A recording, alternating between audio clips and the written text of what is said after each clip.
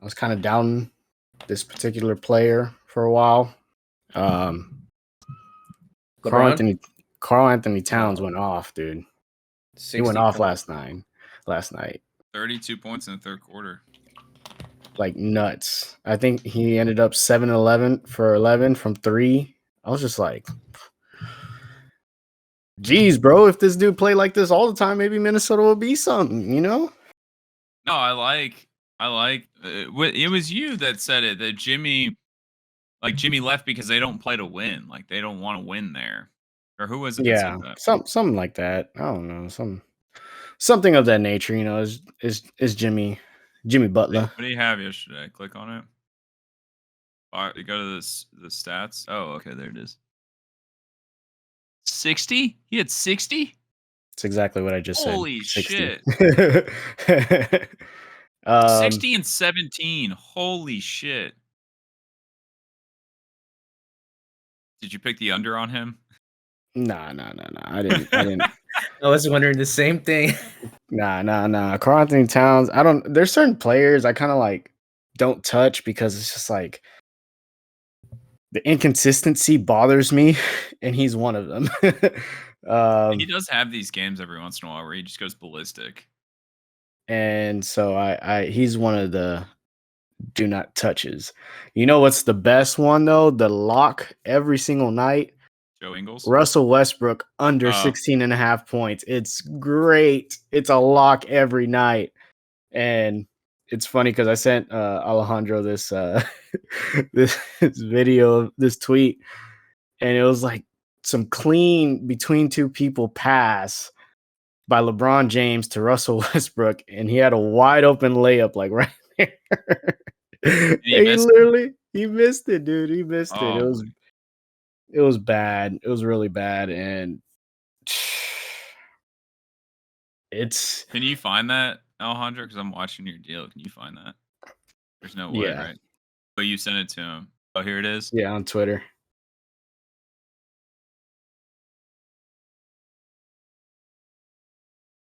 Oh my god, dude! He didn't even get it over the rim. He got rejected by the rim.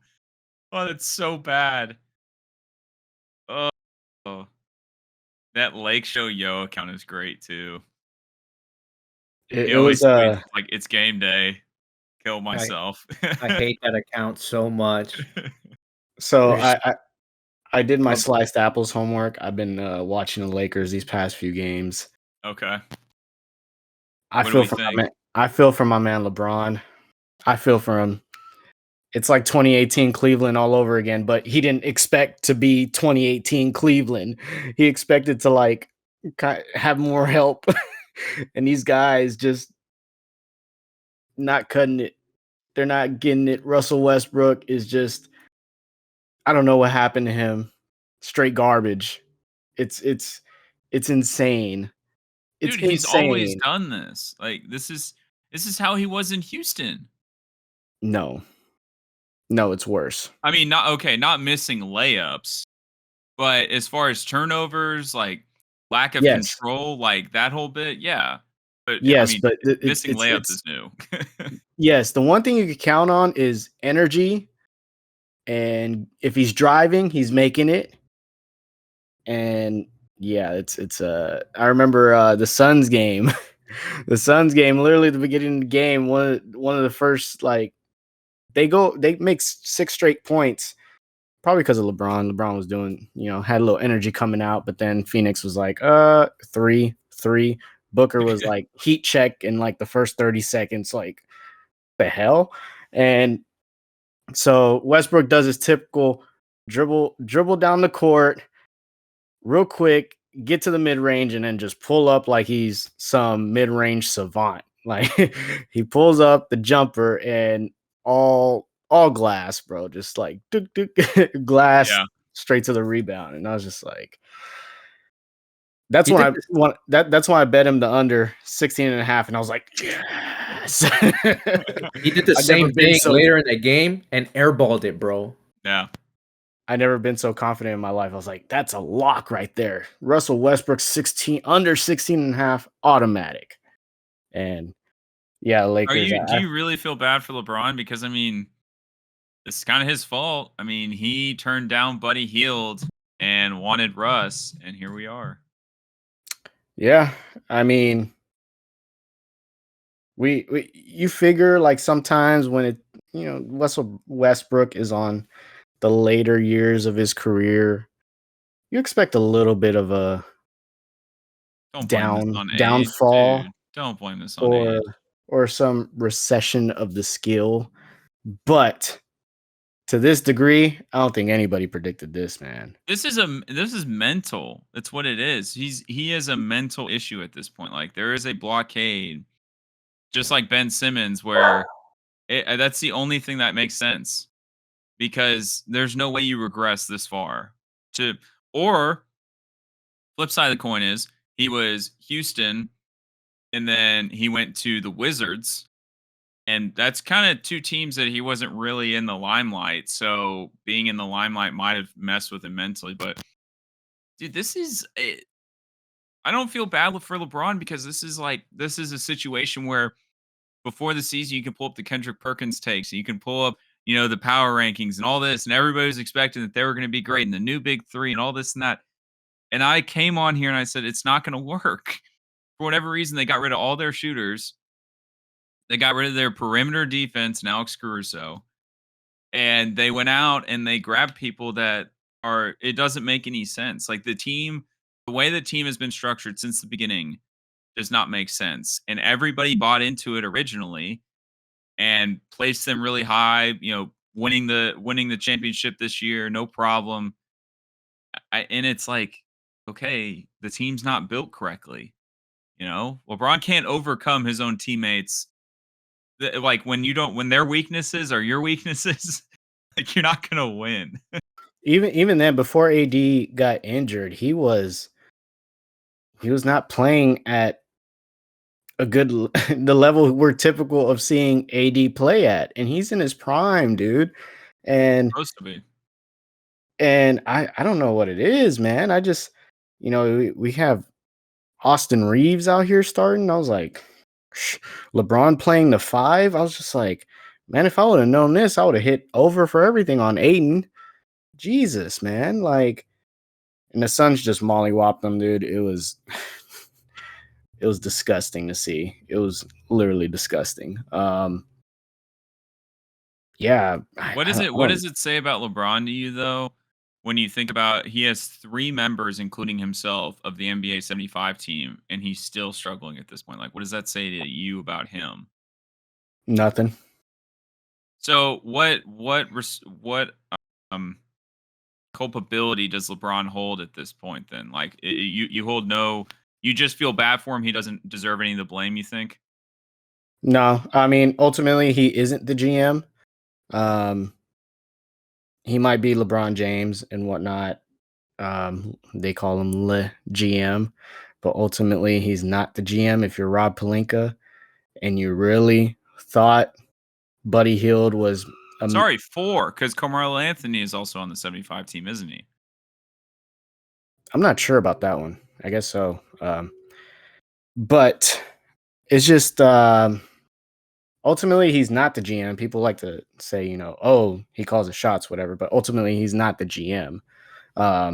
If you're LeBron, do you really get that mad at Pelinka for getting Buddy Hield instead of Russell Westbrook? I don't know. At that time, it was happening. Russell Westbrook didn't seem too bad. It's not that though, dude. It's just that LeBron James and Russell Westbrook's play style are too similar for him to be a quote complementary piece. Like he doesn't complement LeBron in any way. He does everything LeBron does, just worse, and he's smaller. that's that's what he does. I mean, come on. So first of all, to not think LeBron holds any sort of accountability or responsibility for what's going on right now is ridiculous. I do blame Rob Pelinka 100% because he is the GM. But LeBron James is also, I mean, come on. Like it's like any superstar, like Tom Brady. We're going to talk about Tom Brady coming back.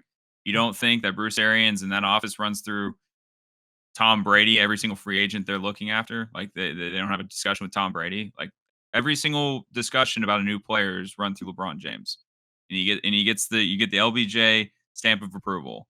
So I hold him responsible for what's going on right now, along with Rob Pelinka. Whatever you want to say, I mean, LeBron's making the most of it right now, the best he can. I mean, 40 was that 40 minutes? He had 30 points last night. Oh my god, it's just not good for him at this point. Like to be playing this much. Stanley Johnson and Austin Reeves are the two starting forwards. 2 and Yep. 3 points last night. Oh my gosh. The thing is, the reason why I say LeBron, yes, LeBron probably gave his stamp of approval, but no, ultimately, Russell Westbrook's not performing on the floor. You're That's right. all. It's not even you. Like, if it's one thing if Westbrook was performing like he usually performed and they're still losing, whatever. All right, we'll sit here and talk about styles. We can't even sit here and talk about styles if this dude's missing wide open layups. That's true. I mean, you do have that like that trump card where he's missing layups. You know, there's no argument for that. Absolutely. So It's I like, do blame Russ as well. like I swear, if you watch the game, I know LeBron's sitting there like just like me watching it on the TV. I know LeBron's sitting there like, what the fuck are you doing? Like, just why, dude? Like, and it sucks because he's getting paid so much money. If you're gonna get a guy to miss open layups and whatnot, you could have got me out there. You could have paid me $1 million, salary minimum, whatever it is. I would go miss layups out there too. You know what I mean? Jump shots. I mid range. I can airball some mid ranges. You know, got that skill in me. They're 10 games under 500, dude. And honestly, he when they do win, it's because LeBron James is like, carrying them, literally carrying. And that's why I say this is worse than the 2018 Cavs, because at least the 2018 Cavs, they knew their role. LeBron knew he was going to have to carry this team, and everybody knew their role. JR, Tristan Thompson, Kevin Love, everybody had their role. This Lakers team, he's just kind of like, dog, I got AD and Russell Westbrook, and these boys, I still got to carry.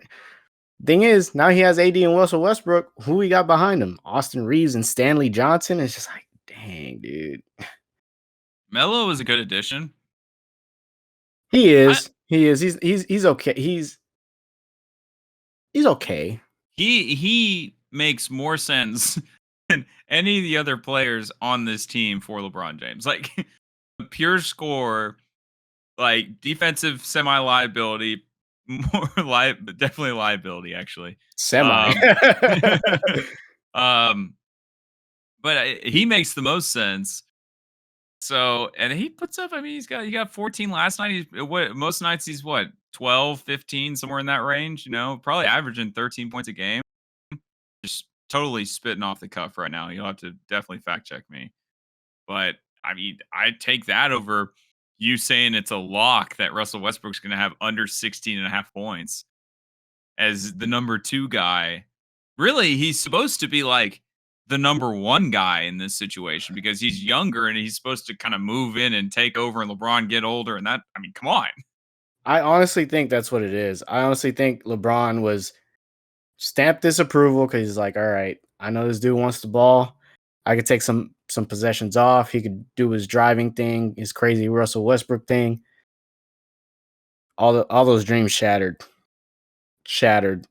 because he can't. Russell Westbrook can't. It's impossible. I don't know. Go to the top link because it did say 22 points that he's averaging. I don't believe that. Scroll down. Just scroll down. Scroll down some more. More. What does that say?